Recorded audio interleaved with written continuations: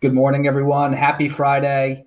It is 9 o'clock in the morning, Friday, March 10th, and this is the first installment of the Friday recap that I'd like to do on a weekly basis with our PRG agents. So this week was a pretty successful week. On Tuesday, we did our first of our monthly meetings from 5 to 6, where we went over contingency writing. And what we went over was replacing a roof, and a whole house arsenic system, and a septic failure that needed to be replaced, how you would write that addendum, things to look for. It was a super successful meeting. I hope to see more of you at the next one on the first Tuesday in April. So this week was pretty successful in closings. We had 4 closings this week. Steve Drew had a good one, over 700,000. Scott and Carrie Lynn had 2 sales this week. So good job, Steve, Scott, and Carrie Lynn. That's great stuff for Plowman Realty Group. Interest rates right now, we're still sitting at about 7%, which is, in recent history, pretty high. It's double what it was just a year ago. However, inventory is still super low and demand is still very high.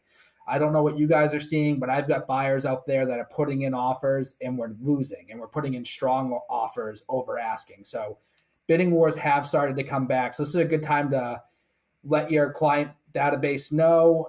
Good time to sell. If you need to buy, it's difficult. We have to be super competitive. So that means good local lender, short inspection window.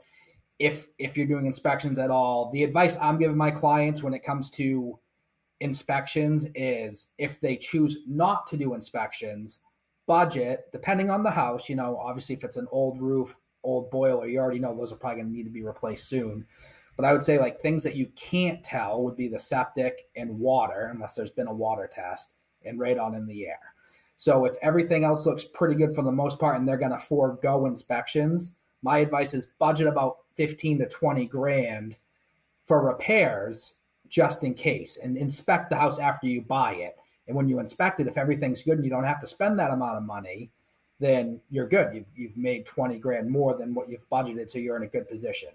Of course, not everyone can do that, but if you can't do that, then you really shouldn't forego inspections. Progress at the office, we've got at this moment 3 windows in, the 4th one going in. Vinyl siding will be starting in a few weeks. Hopefully the windows will be wrapped up in a week or 2. Agent of the month. So for the month of February and year to date, Andy Nash is over 2 million in production. So that's awesome. So the PRG agent of the month for the month of February goes to Andy Nash. So Andy, congrats. That's awesome. I've known you pretty much my whole life, so it's really cool to see how you've progressed as an agent over the last few years. Direct deposit, we're meeting with Gorham Savings Bank Monday to get that set up. So if you want to do direct deposit instead of a disbursement authorization at closing, you'll have that option. So just let me know. We'll have some forms for you to fill out, and then you'll be able to have direct deposit. And we've paid to make it so that way it's a streamlined deposit. So if we deposit your check on a Monday and then we process it on a Monday and Sky Slope's all green, you get paid on that Monday. It's same day processing.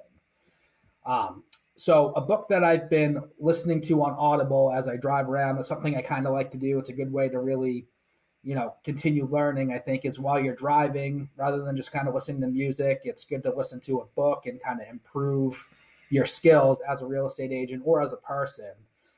So I've been listening to a book called The Imposter Cure by Jessime Hibbard, which I think is a pretty cool topic. So it talks about how, when you're trying something new, or when you're doing something that you're not overly used to, like maybe you just got licensed as a real estate agent and you don't really feel quite like you are the professional that you feel you should be. You kind of get this imposter syndrome in your own mind, where you kind of think like, I'm not really cut out for this. And it kind of talks about the insecurities around that and how to really overcome that imposter syndrome. Like for me, I had those same feelings when I first got into real estate. And, they say one of the best things to do for that is to kind of make a list of the things that you have accomplished to show that you really are ready up to the task.